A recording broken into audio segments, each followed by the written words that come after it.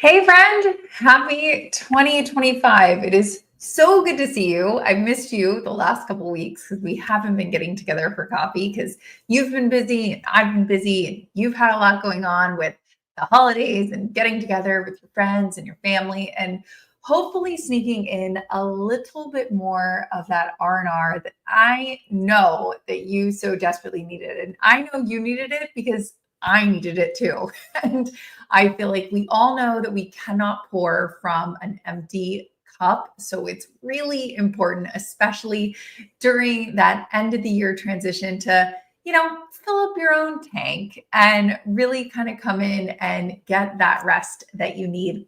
So if you haven't already, take the lead of Jim over here and say hello. Let us know where you're coming in from, or if you're new to our coffee sessions, we are so excited to have you. We meet here every single Wednesday at 1 p.m. Eastern to copy the homework of really smart, interesting founders and executives and leaders, because there's no need to reinvent the wheel when somebody else is doing it probably better than we all are right now. So why not just take that person and let us know what they're doing to make their lives so great. Trine, it's so great to see you and welcome to your first time here. We are a really friendly bunch and the chat is kind of where it's at because you're going to hear me sharing a lot and Morra sharing a lot, but also you're going to be seeing a lot of sharing of tips and tricks and tactics right here.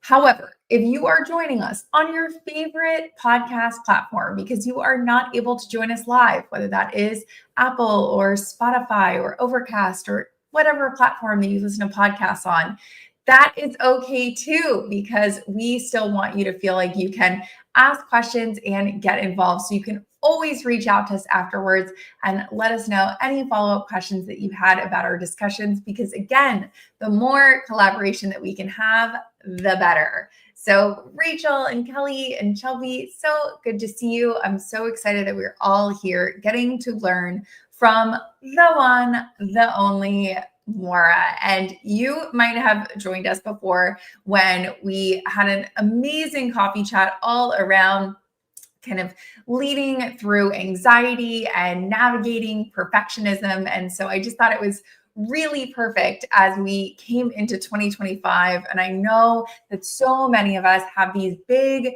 2025 goals, new year, new me, and big things we want to achieve at work and big, hairy goals that we want to accomplish. And that's all great. And we love that. However, with those big goals, always, they kind of go hand in hand with that perfectionism, wanting us to be perfect, get the thing. And sometimes it feels like if we don't hit that thing right away, it all falls apart. And you guys have all heard the stats that it's like the first 3 weeks of January where we're like eating the kale and going to the gym and doing all the things that we know we should do. And then by the fourth week of January, it's like, and we're like eating donuts and not going to the gym, and it all just sort of falls apart. So, which can also lead to a lot of like stress and anxiety, and I have to get to these goals and I have to get all these things, and I set out on my vision board and, my word of the year, and just it leads to that sort of cycle of hyperfixation on perfectionism and wanting to hit the goals. So anyways, I thought it was really, really perfect as, we come into the new year and you do have so many of those big goals to really think about what does that mean when it comes to work and mental health and anxiety and, wanting to hit everything that you want to hit in a timely manner. So without further ado, get your questions ready, get your fingers ready to type, because you and I are sinking into an amazing conversation with the one, the only. Hello. So good to see you.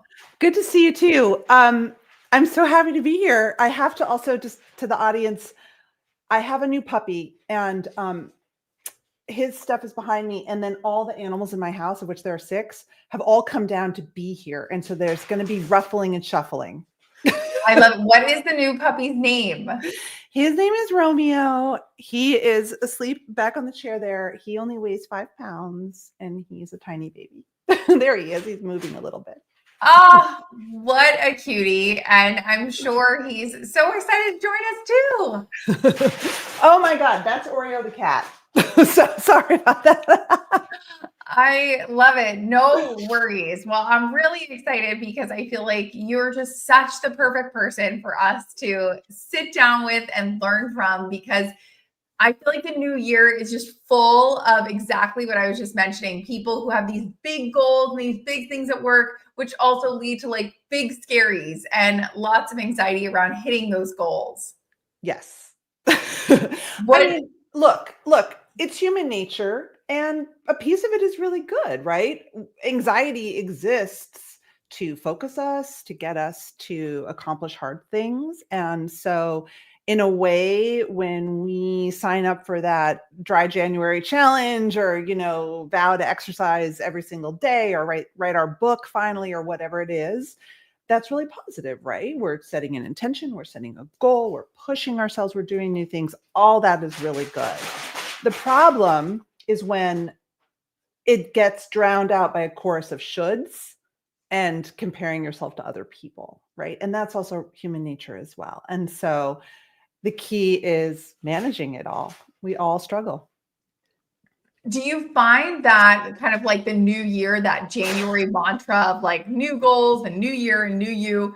I mean, obviously you work with both companies and then individually with like executives and like consultation stuff. Do you find that that spikes around this time of year, or do you feel like it's just sort of like that's happening to everybody all the time?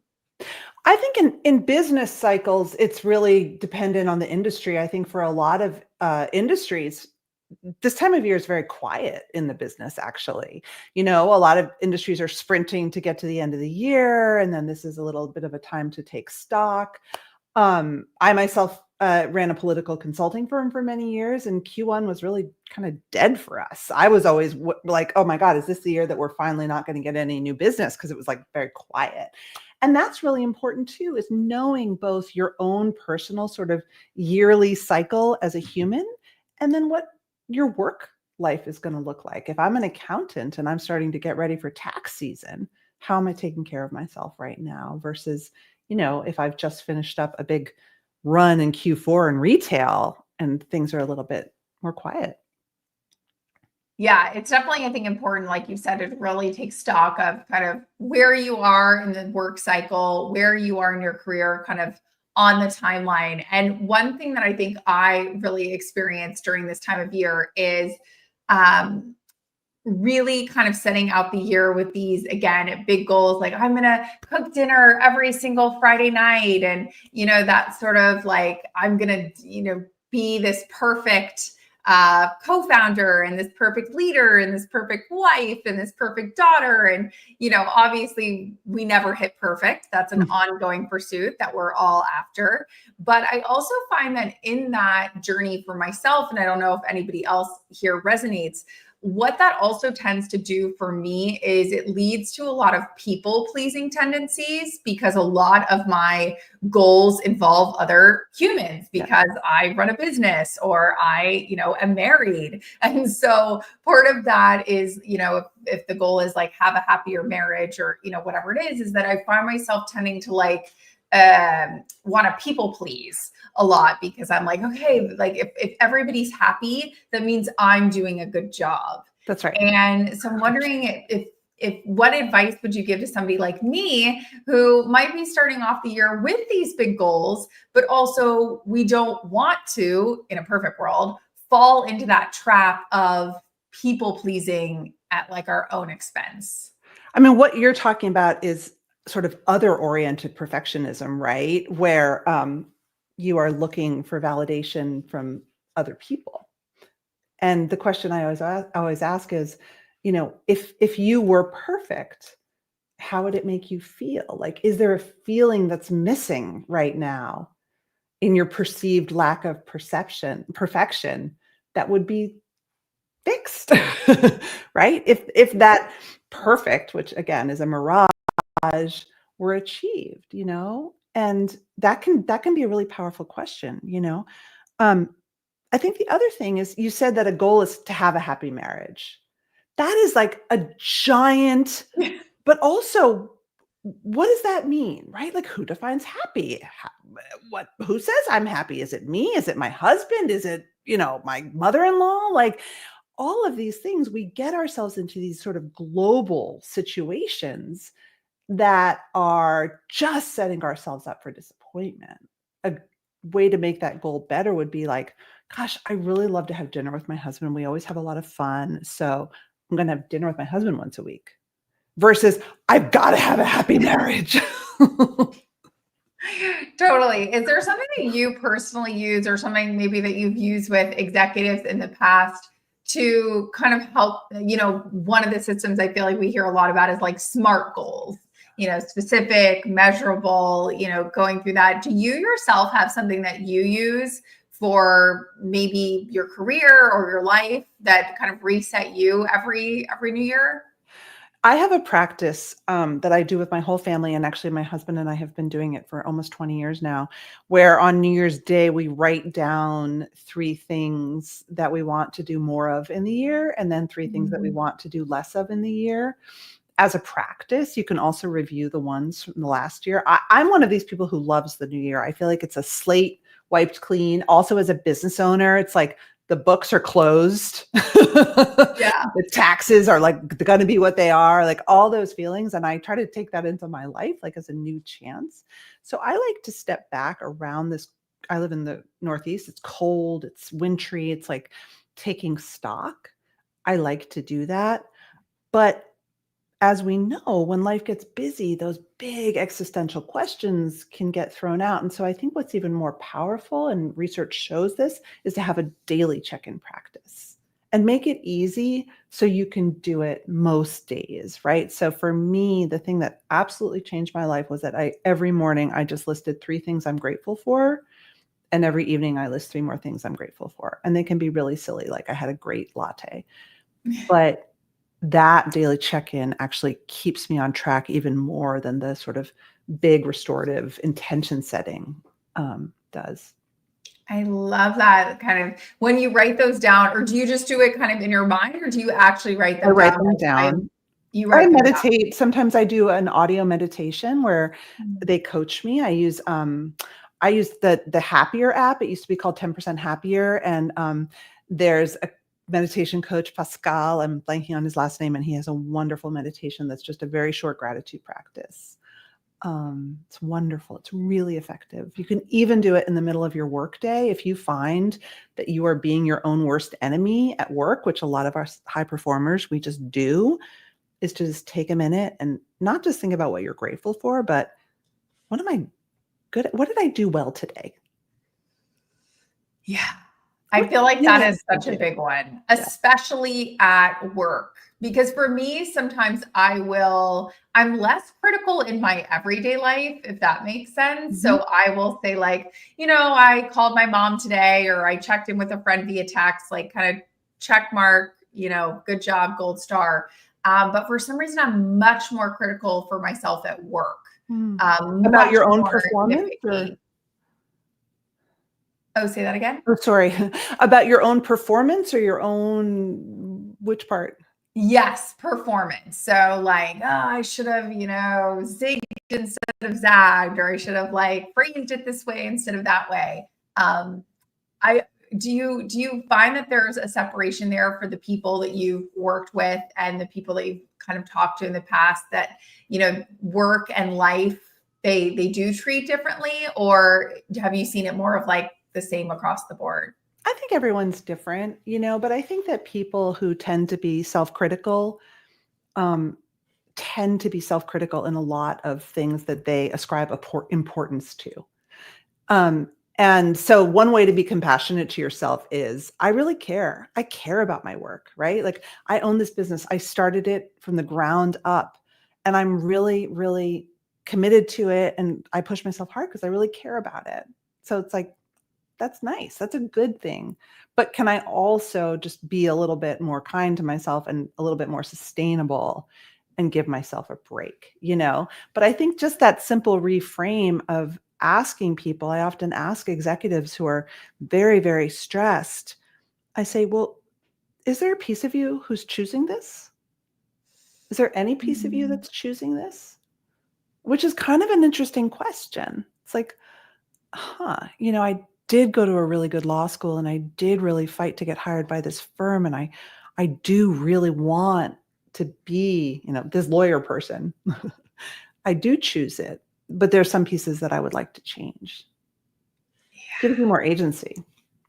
I love this idea of really asking yourself, did I choose this? I feel like it kind of goes hand in hand with the question you mentioned earlier, which is, if you were perfect, how would that make you feel?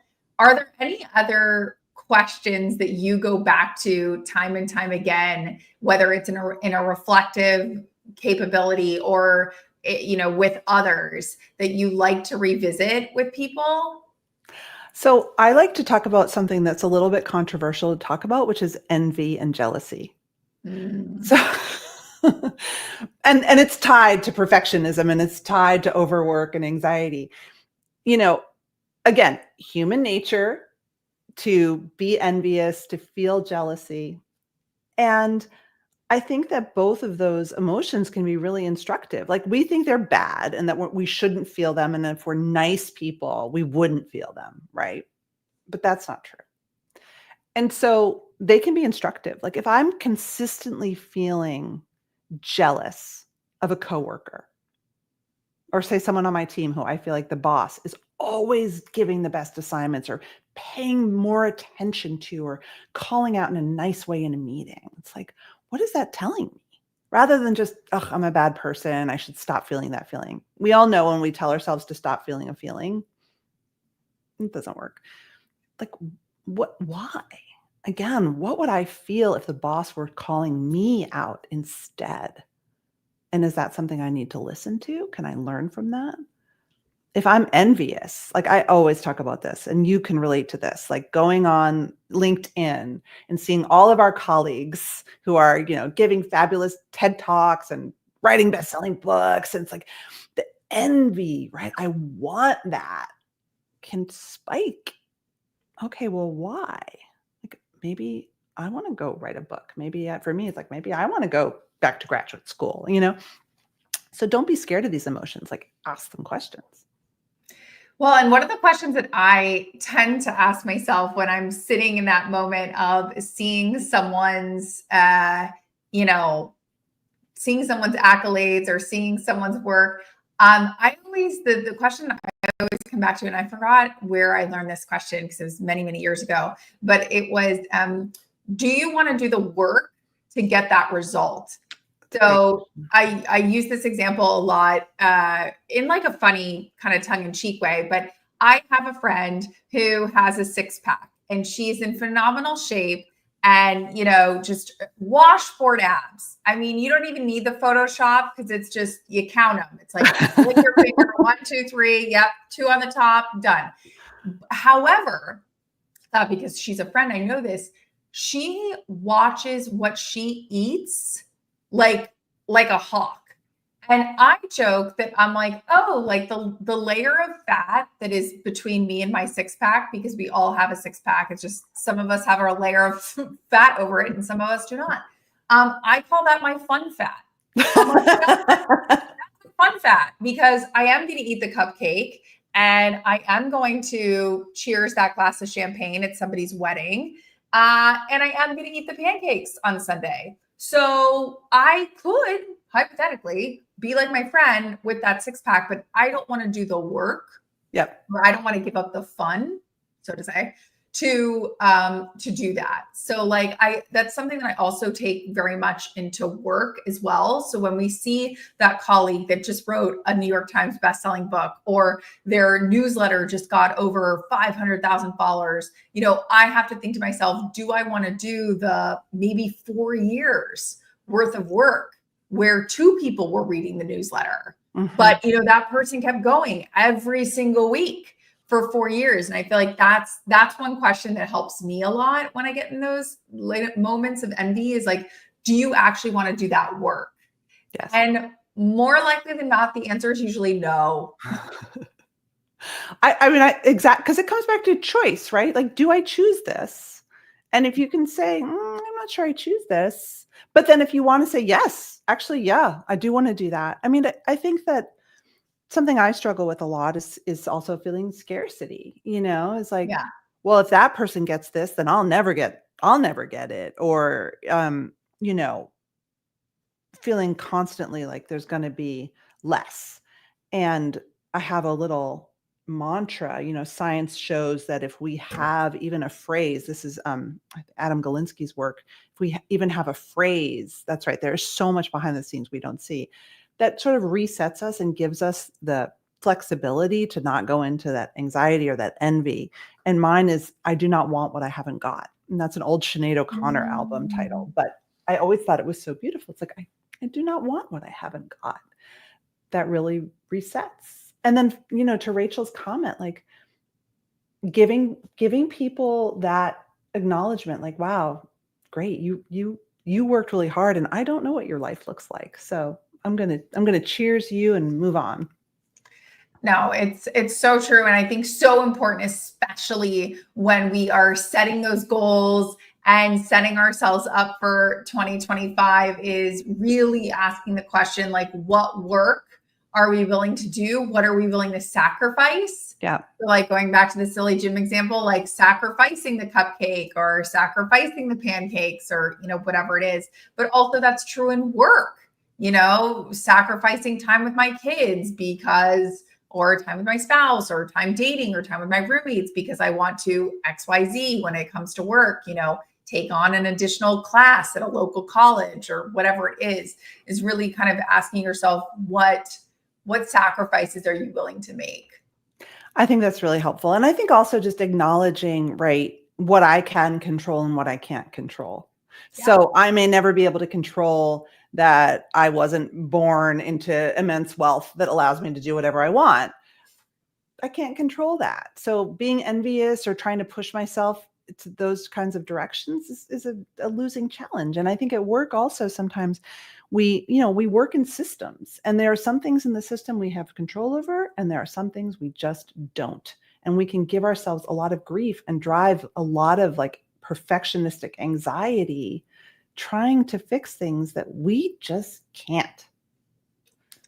It's such a good way to think about it. Do you have any like tactics or frameworks or templates that you use to kind of audit or edit your thinking when it comes to, things that you can control versus things that you can't control, or as Abby pointed out, like the shoulds versus the what you can actually do? Do you have like a framework that you use for that at all?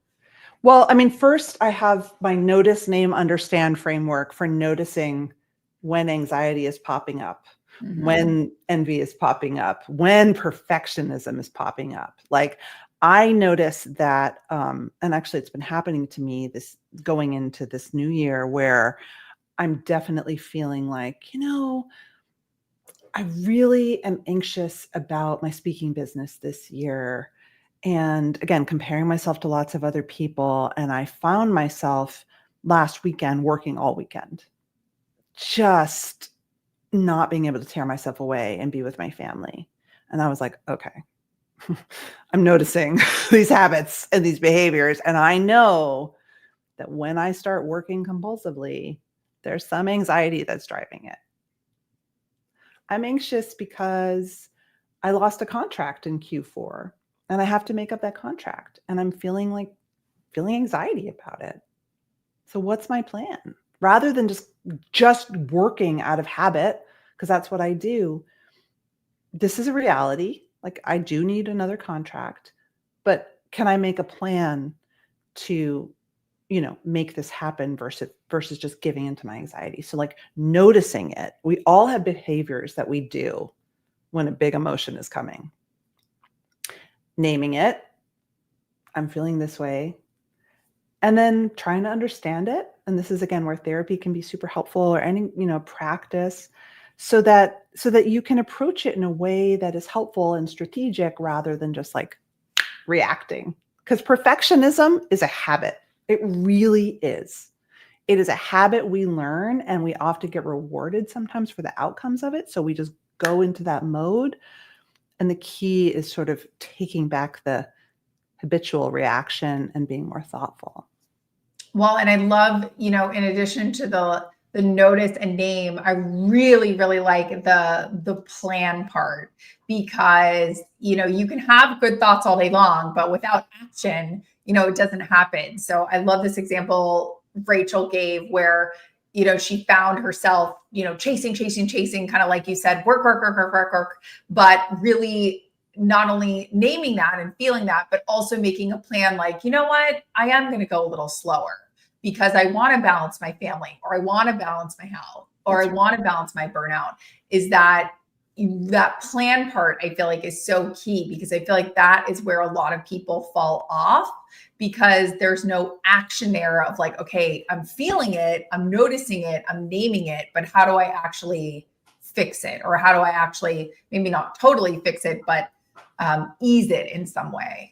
But but we can't plan if we're in a state of anxiety and sort of being, my cat just turned on the air filter because it's being really naughty.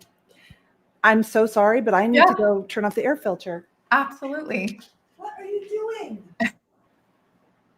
This is when you know that it's a live show, because obviously it's unplanned. This is how the sausage gets made of the home entrepreneur. This is why I need to go back to my studio.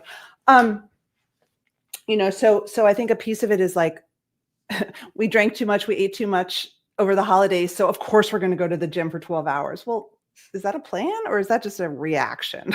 Yeah.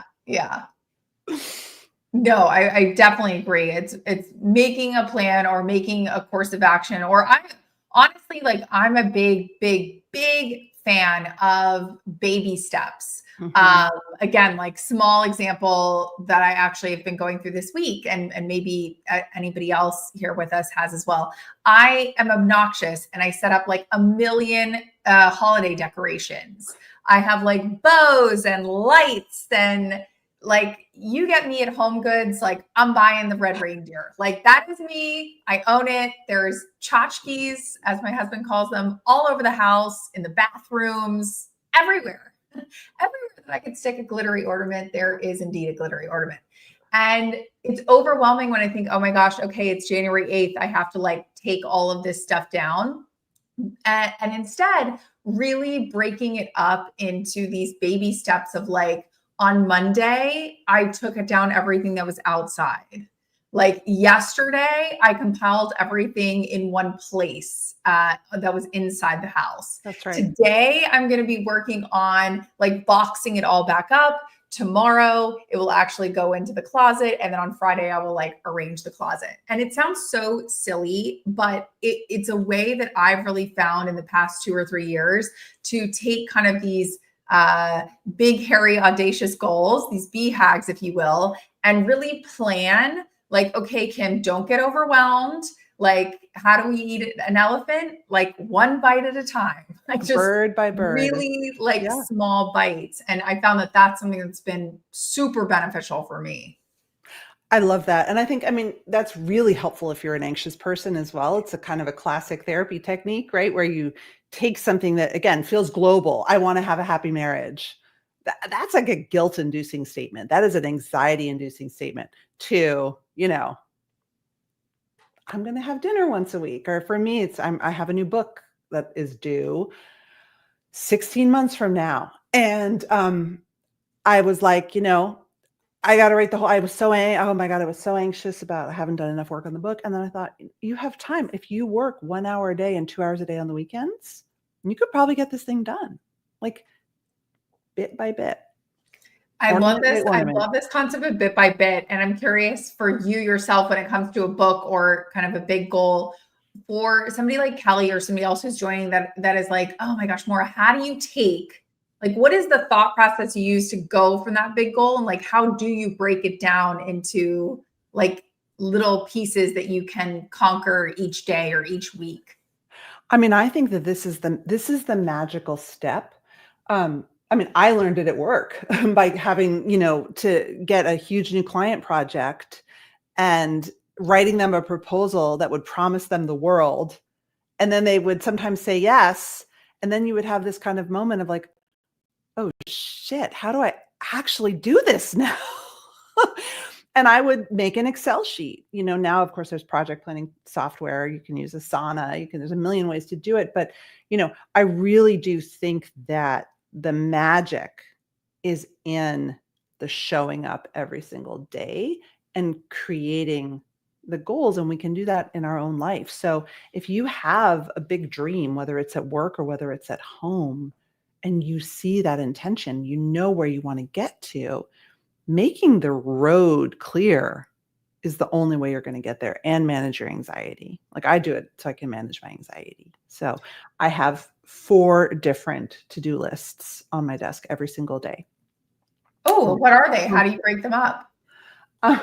This is really lame. Obviously, I have my phone, and then I type and print out an email to myself every day. And then I always have a notepad because I like a legal notepad. And then I also have a calendar, like a day runner. And I literally toggle back and forth. This works for me with my daily tasks. And then I have a whiteboard that blocks out every month. So I can look at the whiteboard and I know, so like this month is research month for the book. I need to get a survey out. I need to write my question battery, and I need to get the list of people I want to interview. Those are my big goals for the month for the book. So then I've got that on my whiteboard, and then every day I make a list and I can cross-check my to-dos.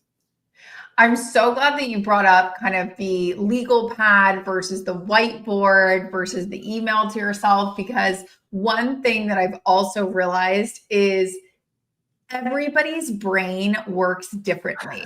Like there is no one. That's why I asked you, because if there's something, not only does everybody's brain work differently, everybody's brain changes. So what used to work for me 3 years ago, doesn't necessarily work for me today. And it might not necessarily work for me, 3 years from now. And so I think what is really important is to kind of always be asking questions, or always be asking others, like, well, what is working for you? Like, maybe I will try that. And I think sometimes 2025 is a great opportunity. Like you said, like clean slate, new way of doing things. Like maybe try getting yourself a whiteboard. Or Jen, who didn't join us today, but sometimes joins us a lot, swears by Post-it notes, tons of Post-it notes on her wall. So like use 2025 as an opportunity to try new ways to get your brain to tackle those big goals. I think is huge. Well, and I think also sleeping on the goal, right? Like really taking your time to pick the goals, because I don't know about you, but I have a million things. I have a million things I want to do, and a million things I probably need to do. Can't do all of them. So really maybe using January actually to be super strategic, just like you would in business planning. Okay, we'd love to do it all. We can't. So maybe what is my one big goal for this year? Taking the pressure off so that you can really settle into your goal, and it can be your coworker for the rest of the year. That is huge. I love that. Yeah. Oh, that is something that we definitely all need to do in a big way. I also feel like it's really helpful when we're thinking about perfectionism and thinking about, looking at others, is that there is a difference between seeing something that somebody does and using the tactics that they use to do it, and knowing that may work for you and that also may not work for you. Because I also feel like it's a big season of like, well, what's that person doing? Oh, like Morra's writing a book, I need to write a book. Like if she's writing a book, I need to write a book. But maybe I don't need to write a book. Maybe that's kind of your path, but it's not necessarily my path. So do you have anything that you do kind of internally with yourself when it comes to, seeing what other people are doing versus really checking in and seeing like, okay, like what should I actually be doing for myself? Not necessarily getting anxious and just saying like, oh, Morra's writing a book, so I need to write a book. Right.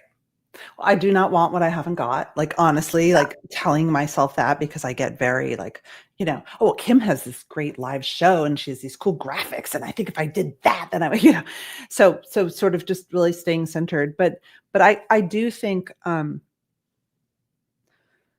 I think honestly, the hardest lesson I ever had to learn as an entrepreneur was I have to mix my passion with where the money is. Mm. And money is a really clarifying thing. If you're an entrepreneur, I have 3 kids. They're going to college very soon. So it's like, I have to check in with my passion and my desire and my creativity and reality. And so that actually has been really helpful for me to do that analysis, which has taken a while, and think, this is a good use of my time. This isn't. Because that, again, the shiny object syndrome, which is so rampant in our digital age, can get really distracting. And so to me, this comes back to values. And if you work with a coach or you are in therapy, at some point, they will say to you, what are your values? The big ones. Because if you can't come back to that, and so for me, the money thing is like, I need to, my big value is providing for my family and making sure my kids have access to education. And that's a value for me. And that really keeps me focused. Absolutely. And you use it as a guardrail when you're making decisions as Right. well, both for yourself and outside when people ask you to do things or want you to do things. Really coming back to those values, I think, is important time and time again. Yeah. So like, what are the values that are going to guide your 2025? I love this point from Trine. Hopefully I'm saying your name right. Tell me if I'm not. But letting perfectionism at work affect other people. What advice would you give to someone like Trine who might be thinking about, okay, I really can't, it's more than just me at work. There's other humans that I work with that my behavior or my tendencies will affect. How do you help people or leaders think about what that looks like, or how they can shape their own behaviors in a way not to negatively affect others or their team?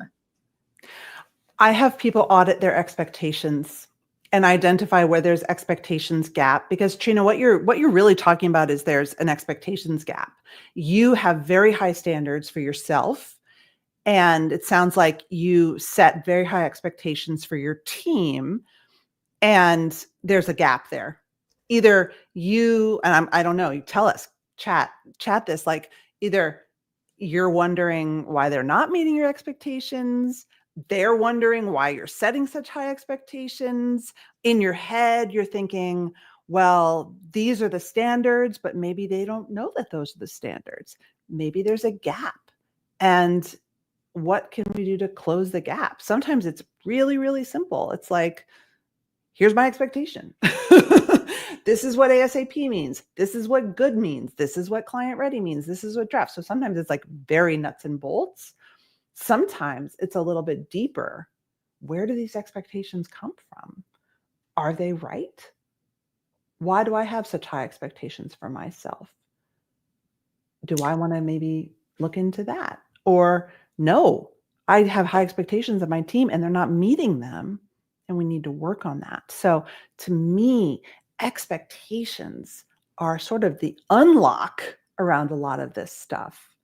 And when there's a gap in expectations, working to fill that gap is powerful. And I've written a bunch about it. If you reach out to me, I can send you some stuff.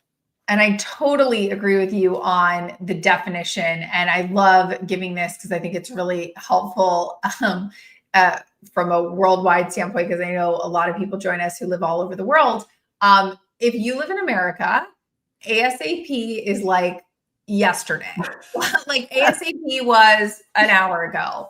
But if you go to France, God love the French, ASAP is like, maybe we will get to that in the afternoon. Maybe we will have a tea and then we will get to that. Like, very bad French impression, but also just like the time.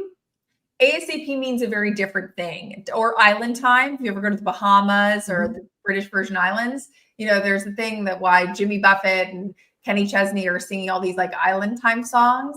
Because the island time is very different. I want my cheeseburger ASAP. That cheeseburger might take an hour. Versus a New York minute. Exactly. A New York minute. So I love your point about really defining what that means for you as a leader. And also I love Craig's point about, if there's somebody new at at his job, giving them like a definition. Yeah. Like when I say ASAP, I mean whatever, 1 business day or 24 hours, or because ASAP can mean a lot of things to a lot of different people. And there's an experiment that we perfectionists can take, which is like, what if I lowered my standards just a little bit?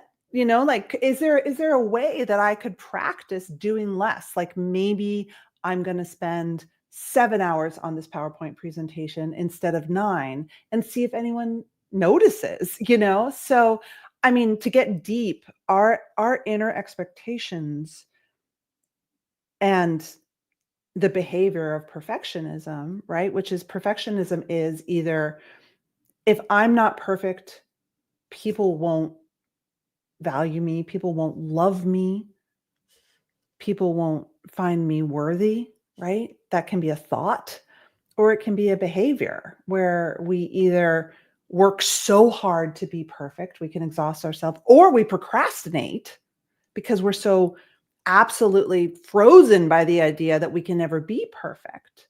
That actually, I mean, a lot of perfectionists don't perform highly at all because they're stuck. So understanding why we're stuck and how it relates to the expectations that we have that maybe we learned when we were kids, who knows, is a really life-changing unlock, I think. Huge. No, absolutely massive. I feel like if we could all do that, even just 10% better. Oh, the world would be a better place. Yeah. The world would be a better place. No, hands down. Okay. I'm curious for you, are there any like newsletters that you've recently subscribed to or podcast episodes that you're kind of tuning into as we refresh the year that you've really been loving? Over the past weekend, I listened to my friend had sent it to me, the Mel Robbins top 5 lessons that she's learned from 2024, like her top 5 guests that she's learned something from. And I thought it was like really helpful as I think about 2025. And I was curious if you did any sort of content consumption over the last couple of weeks that you think has set you up for 2025. So I did something kind of opposite, which is I didn't consume any business or leadership or psychology at all. And I really value my consumption of media that is historic or news or culture based. I absolutely love a podcast called Critics at Large from the New Yorker, where 3 arts and culture critics take on issues. And they recently did an episode on the rise of therapy speak, which was amazing. So on therapy in our culture. So I actually really love, and I read fiction. I read a ton of fiction. I read the news. I read interest magazines. I like to sort of dig around because I find that it sparks connections. I just read an article in the New Yorker about the business of heartbreak. So people who are heartbreak coaches, it's a multi-million dollar industry. And it got me thinking about professional heartbreak and how we never talk about it. And so I wrote about it. And then I pitched an article, and Harvard Business Review is going to publish an article on professional heartbreak. And I never would have made all those connections had I not just been reading a really fun article about people who make their living advising people's heartbreak. I feel like that is, to me, the definition of what I call like shower ideas. Yeah, totally. You just like live your life, and then all of a sudden you're in the shower and you're like, bing. Yeah. I wrote an article like that. Seeing art, being in nature, it just sounds like a cliche, but I think it keeps the ideas fresh. It keeps the communication line open in your brain instead of constantly filled with other stuff. Yeah. 1,000%. Well, I feel like you've passed so much good wisdom and tactics on to us. If you could give us a homework assignment to do like the rest of this week or this weekend that you think would set us up for a really, strong and powerful and hopefully less anxiety ridden career for 2025, What would that be? Okay, so it's going to sound really, really silly, okay? But it's super powerful, which is I want you to practice rehearsing your week and your days. I Mm. want you to think about, remember we talked about bit by bit, bird by bird, chunk by chunk. Honestly, on Sunday night, look through your calendar, and you can do this if you're partnered up and if you have kids, do it with your household companions. And really rehearse your days. Okay, well, Tuesday, I have this presentation, so I need to wear something nice and I'm driving into the office. Like literally break down your week so that you know that you'll get your daily task accomplished. But if there is one of these goals you're working on, schedule in some time for it. I block out Fridays. I'm very lucky. I work for myself. Fridays is writing day. So rehearse the week, and then every day, rehearse the day. You could do it in the morning. You could do it the night before. What's happening today? Am I ready? Where do I need to make more time for myself? You will find the sense of like agency you feel over your time will really help you reduce anxiety and help you manage sort of stress and transitions and all those things much better. I love that. I feel like I will immediately start doing that the rest of this week because that sounds like a practice that I definitely need to try for this year because I think it would save me a lot of those like, oops, I didn't think about that. Or like, oh, wait, what about that one thing I hadn't thought of? So that's super helpful. Thank you. If people are wanting to consume more of your knowledge and keep copying your homework, where is the best place that they should go to do that? Just find me on LinkedIn, send me a message, subscribe to my newsletter. You can listen to my podcast, The Anxious Achiever, wherever you get your podcasts. So thank you so much, Kim. This was so fun. I will also add in that Morra has 12 courses on LinkedIn Learning. So if you want to continue to consume more and more and more of her lessons, you can also head over there in addition to the podcast and the website. So I'll add in that little other little angle for you to get your fix. But thank you so much. This has been so much fun. And thank you, everybody, for joining. Kelly and Craig and Tieran, welcome. It's been, and Gil, it's James. It's just, I love us all gathering together and sharing all of these helpful pieces of information from our everyday lives. So thank you for taking the time to join Morra and I. We really appreciate it.